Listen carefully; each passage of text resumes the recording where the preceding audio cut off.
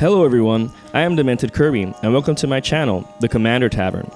Sometimes you don't always want to splurge. You might want to have a bit of fun without breaking the bank.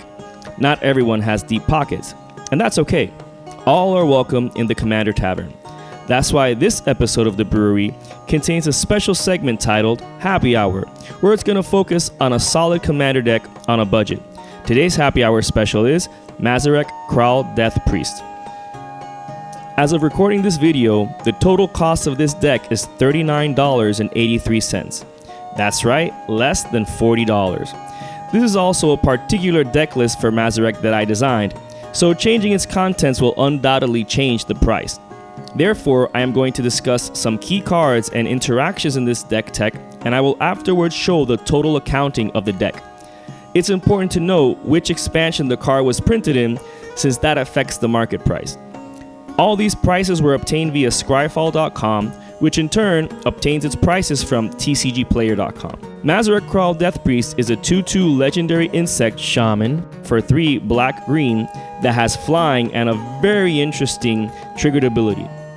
Whenever a player sacrifices another permanent, put a +1/+1 counter on each creature you control.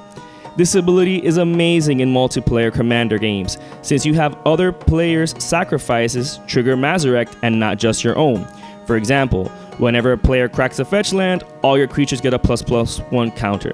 Not only that, but whenever you cast a mass sacrifice spell, it places a ton of +1/+1 counters on your creatures. Thus, it follows to try and capitalize on mass sacrifice. Spells like Innocent Blood, Liliana's Triumph, Smallpox, Tribute to the Wild, Barter in Blood, and Reign of the Pit are great for getting the entire table, or at the very least all opponents, to sacrifice things. Each of those spells trigger Mazirek multiple times the more players are at the table. These are great because they can get rid of other card types instead of just creatures. Reign of the Pit gets you a huge creature back for your trouble. You can also achieve similar results with creatures like Fleshbag Marauder, Merciless Executioner, Plague Crafter, and Slum Reaper. The great thing about having this effect on a body is that you can have the creature sacrifice itself to its ability. Anawan the Ruined Sage has a similar effect that triggers during your upkeep, forcing all players to sacrifice a non-vampire creature. But one of the best spells that can achieve maximum carnage for Mazirek is Wave of Vitriol. Not only would the whole table sacrifice all of their artifacts, enchantments, and non-basic lands, triggering Mazirek a ridiculous amount of times, but you can at least recover your non-basics for basics. It's also a good way to get rid of opponents' mana rocks and any annoying enchantments or lands they have. Another great spell in the deck is Eliminate the Competition. It can get rid of lots of creatures while also triggering Mazirek with the sacrifices you have to do in order to cast the spell.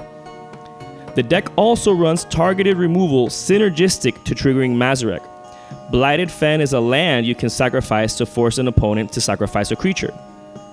Caustic Caterpillar, Viridian Zealot, Sylvok Replica, and Seal of Primordium can be sacrificed to destroy an artifact or enchantment. Executioner's Capsule, Shriek Maw, and Seal of Doom can destroy a non-black creature. You can sacrifice creatures to Phyrexian Plague Lord to decrease a creature's power and toughness by 1, maybe enough times to kill it. This is great to eliminate small creatures. Not only do you want to stack opponents' board states while getting value, you should run as many cards as possible that both perform on their own as well as triggering Mazirek. In other words, you want abilities where sacrificing itself is a part of the cost. Creature-based ramp in the form of cards like Dawntreader Elk, Sakura Tribe Elder, Wildfield Scarecrow, and Yavimaya Elder all help secure the lands needed to stay ahead of the curve. Not only do they work in the early game to get the lands needed to cast Mazirek, which costs 5 to cast, but they're also useful if you have them once Mazirek is out, because they'll be able to trigger it. Land-based ramp is also useful, and running the poor man's fetches work wonders here. This deck runs Blighted Woodland, Evolving Wilds, Terramorphic Expanse, while also being able to run all 5 panoramas. These lands trigger Mazirek while also helping you with mana fixing. On the topic of ramp, most of the mana sources in the deck are creature-based via mana dorks, since they have a body that benefit from getting +1/+1 counters. So your Elves of Deep Shadow, Elvish Mystic, Llanowar Elves, Scorn Villager, Findhor Elder, and Greenweaver Druid are going to get huge. After fulfilling their purpose of an early Mazirek, you can then use them to beat down opponents. The deck does run a couple of mana rocks like Golgari Signet, Mind Stone, and Talisman of Resilience, since mana rocks don't suffer from summoning sickness. Also, sacrificing Mind Stone has the added bonus of triggering Mazirek. Not only can you take advantage of sacrifices to pump creatures and ramp out, but you can also use it for card advantage. Vampiric Rites isn't a free sacrifice outlet, but it costs just 1 black to cast and 1 and a black to draw a card and gain 1 life. Moldervine Reclamation is an enchantment that costs 3, a black and a green, with a triggered ability that does the same thing as Vampiric Rites. Smothering Abomination lets you draw a card whenever you sacrifice a creature and will also give you the opportunity to sacrifice a creature for free at the beginning of your upkeep. Reprocess is a crazy spell in this deck. When you cast Reprocess, you sacrifice any number of artifacts, creatures, and or lands in order to draw the same amount of cards sacrificed this way. So not only can you sacrifice as much as you want to grow your creatures as huge as necessary, but you also get to fill your hand for doing so. With all the sacrifices, you might think you'd run out of creatures just as much as your opponents would. Well, that would be the case if not for token production. Lands like Foundry of the Consuls, Gargoyle Castle, and Spawning Bed can be sacrificed to create creature tokens. Kuroz the Guildmage can sacrifice a non-token creature to produce Sapperling tokens. It can also give Mazirek Intimidate when relevant in order to swing in for lethal commander damage. Emrakul's Evangel lets you sacrifice non-Eldrazi creatures to produce Eldrazi horrors. Notice how these effects sacrifice in order to make the tokens, which follows with the synergy of the deck. Other great token producers which synergize well with the deck without having to directly sacrifice anything are Fungal Sprouting and Worm Harvest. With Mazirek giving out so many +1/+1 counters, you're bound to have a huge creature before casting Fungal Sprouting. Having sacrificed so many lands in a game will benefit Worm Harvest when casting it. A great way to fill your yards with lands via sacrifice triggers, apart from fetches, is Tomb of Urami. You sacrifice all of your lands but get a 5/5 demon for it. The amount of sacrifice triggers is ridiculous. You can also use sacrifices to protect Mazirek. Auras like Carapace and Thrall Retainer can sacrifice themselves in order to regenerate Mazirek, while Dark Privilege sacrifices a creature in order to regenerate Mazirek, for free. Other spells were included to protect all your creatures like Rapid Vigor and Wail of the Nim, which regenerates all your creatures, and Inspiring Call, which gives them indestructible outright, at least to your creatures with a +1/+1 counter. Not only that, but Inspiring Call also draws you a card for each creature you control with a +1/+1 counter on it. You can also use sacrifices to recover creatures from your graveyard. Sacrificing Memorial to Folly returns a creature from your graveyard to your hand. Champion of Stray Souls sacrifices X creatures in order to reanimate X creatures. So broken with Mazirek. That's probably why it was included in its precon. So now that I've highlighted most of the synergistic pieces of the deck, how does it win? Well, commander damage is the main win con. Mazirek gets huge, and having your opponents constantly sacrificing creatures means that it'll probably be able to get through to smash face at opponents. You can also make Mazirek bigger and faster by proliferating and or doubling the +1/+1 counters on your creatures. Karn's Bastion and Corpsejack Menace does precisely that.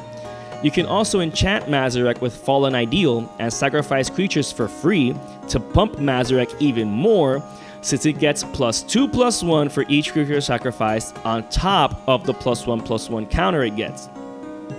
If after all the destruction and sacrifices your opponents still manage to have blockers, Rogue's Passage can make Mazirek unblockable.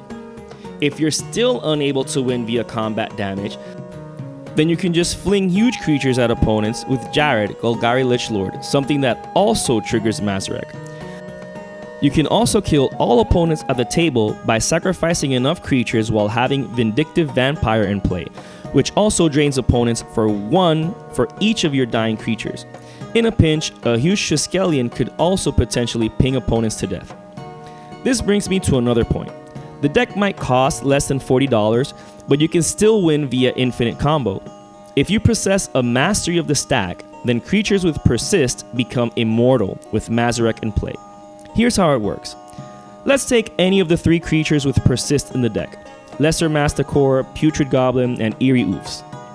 You then need a free sacrifice outlet in play, like Fallen Ideal, preferably Enchanting Mazirek, or Phyrexian Plague Lord. Sacrifice any creature with persist to pay for either ability. Mazirek's trigger goes on the stack as well as the persist trigger. Now here's the very important part. Put Mazirek's trigger on the stack first, and then the persist trigger. This will cause the persist trigger to resolve first, returning the creature to play. Then Mazirek's trigger resolves, putting a +1/+1 counter on each creature you control. This counter cancels itself with the -1/-1 counter on the creature with persist.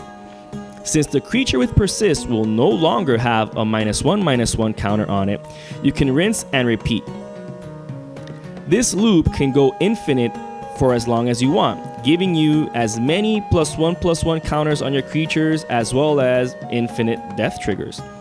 This can make Triskelion ping opponents to death with infinity. Vindictive Vampire will drain all opponents for infinity, or have Jared Golgari Lichlord fling an infinitely large creature at all opponents. You can even achieve this with just Eerie Oofs and Inspiring Call. Cast Inspiring Call, making Mazirek indestructible. It has to already have at least a +1/+1 counter on it for it to work though. Since it has flying, you can just sacrifice Eerie Oofs to give Mazirek 3 damage. Then, as previously explained, have Mazirek's trigger enter before persist, and the Eerie Oof returns with a -1/-1 counter that will then be removed by Mazirek's +1/+1 counter. Since Mazirek is indestructible, you can do this indefinitely. Now, why is this mastery of the stack so important?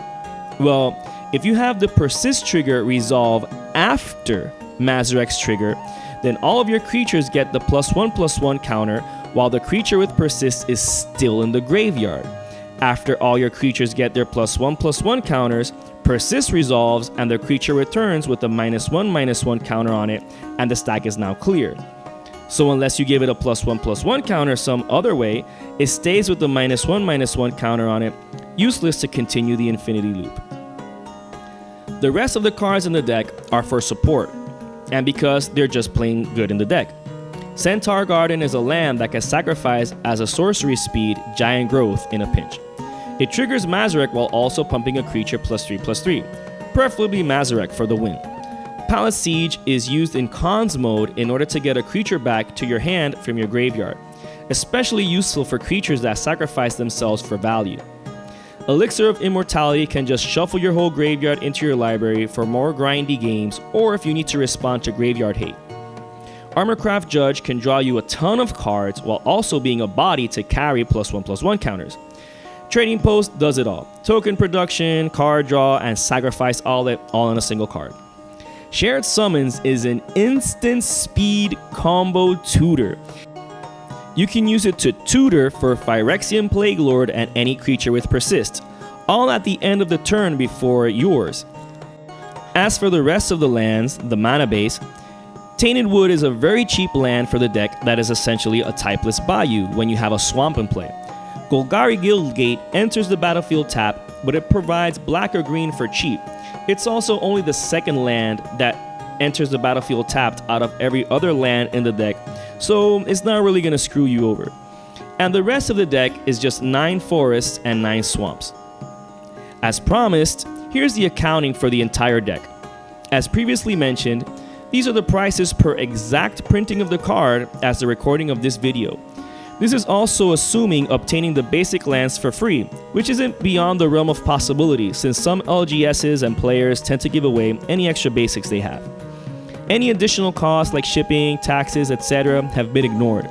However, the price of the commander is taken into consideration in the final price of this deck. Considering taxes and any shipping if you purchase online, and if you had to actually buy basic lands, it's still very possible to build this deck for less than $50. Having said all that, it stands that the deck comes out to a total of $39.83. A great deck for less than $40.